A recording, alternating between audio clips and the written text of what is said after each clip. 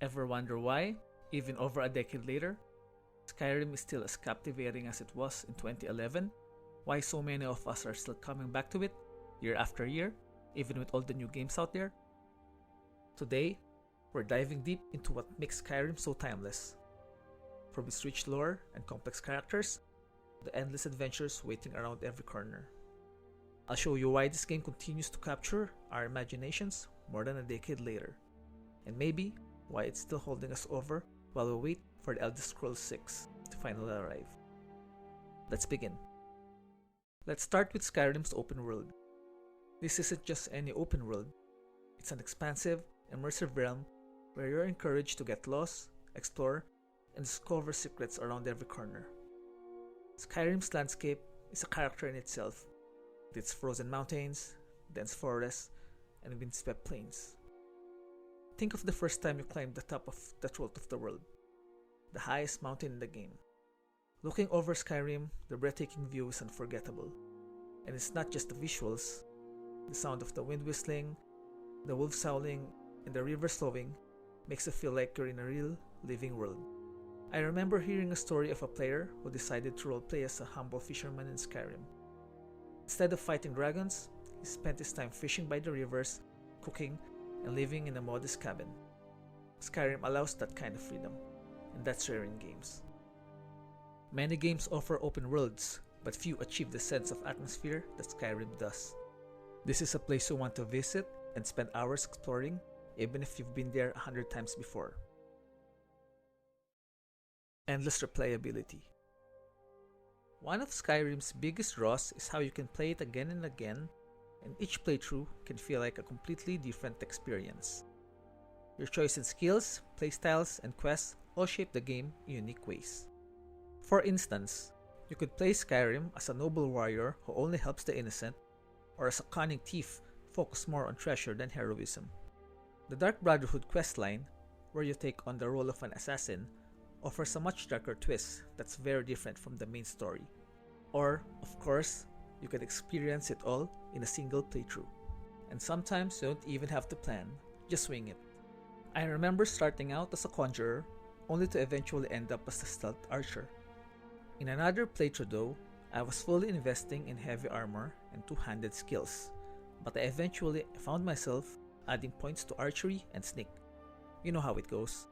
Skyrim really is perfect for testing out builds and playing however you want, even if you somehow always end up as a stealth archer. Modding community. I'll just say it. The Skyrim modding community is legendary. Bethesda has given players the freedom to modify the game, and the community has taken that freedom to amazing heights. Some fan-favorite mods include Frostfall, which adds survival elements like hypothermia, immersive weapon and armor mods for more lore-friendly equipment, and Sky UI, which improves the clunky user interface. Graphics overhauls like the Textures mod make the game look stunning, even by today's standards. I don't have any clip for them because, my potato PC can't handle them. And of course, let's not forget every man of culture's favorite, CBBE. In a lot of ways, mods have kept Skyrim alive. The freedom to mod the game means it never gets old. You can make it look like a 2024 game, or add in new quests, items, and even storylines. It's basically like getting new expansions for free. But please, support the modders if you can. Skyrim wouldn't last as long as it did without them. So, shout out to all the modders out there, and thank you. Rich lore and storytelling. Skyrim isn't just an adventure game. It's a world rich in history and lore. The world building and attention to detail are incredible. Take Patronax, the wise dragon who aids you on your journey. He's not just a dragon, but a character with complex morals and a unique perspective on life. Then there are all the in-game books, over 300 of them, that flesh out the history, culture, and mythology of the Elder Scrolls universe. I know players who've spent hours just reading the books scattered across the game. They tell stories about ancient heroes, lost cities, and tragic wars.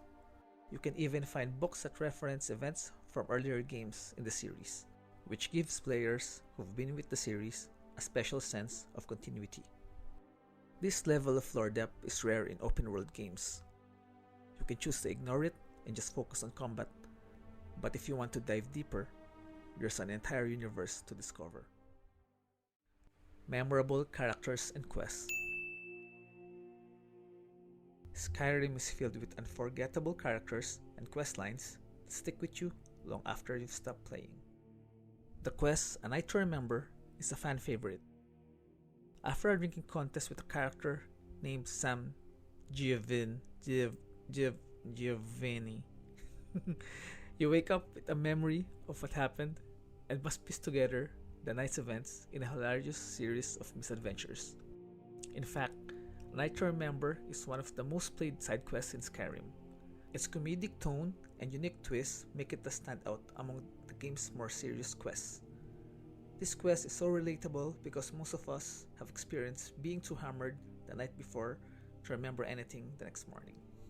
Another memorable quest in Skyrim is Blood on Ice, a murder mystery that unfolds in the cold, grim city of Windhelm.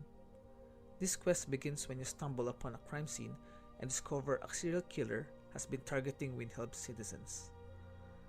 You are tasked with investigating the murderers, gathering clues, and identifying the killer before they strike again. It's a chilling story that adds a touch of detective work to Skyrim and stands out for its dark tone and atmosphere. But it's not just the quest that makes Skyrim memorable. Some of the game's most remarkable moments come from its characters, like Sorana, a vampire companion introduced in the Dawnguard DLC. Sorana's story is steeped in family conflict and moral struggles. As the daughter of a vampire lord, she's torn between loyalty and her desire to escape her father's dark ambitions. Then there's Nazim, the infamous resident of Whiterun. He might not be a hero or a villain, but is unforgettable for a different reason.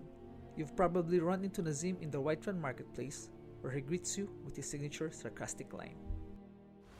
Do you get to the Cloud District very often? Oh, what am I saying? Of course you don't. While many games have memorable main characters, Skyrim does an excellent job with side characters and minor storylines.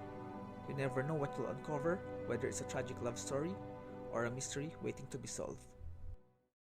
Freedom to explore and roleplay. In Skyrim, you have the freedom to play how you want. You can be a hero, a villain, or just a wanderer without any allegiance or quest in mind. You can join the companions, become a werewolf, or explore the magical realm of the College of Winterhold. Or you can just ignore all of this and simply focus on crafting, trading, and exploring.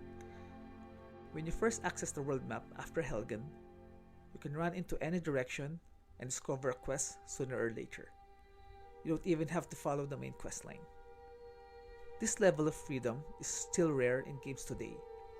Many open world games funnel you back into the main quest, but in Skyrim, you can truly live out your own story without constraints. If you want to be a blacksmith, you can. If you want to collect sweet rolls, you can. If you want to use distraction magic on Braid, I understand, but it's best if you didn't. Nostalgia factor. And last but not the least, there's nostalgia. Skyrim was a landmark game for many players. It's been re-released on multiple platforms, from consoles to VR, and people keep coming back to it. I remember someone mentioning that they played Skyrim with their dad when it first came out, and now they're revisiting it with their own kids. It's the kind of game that feels timeless.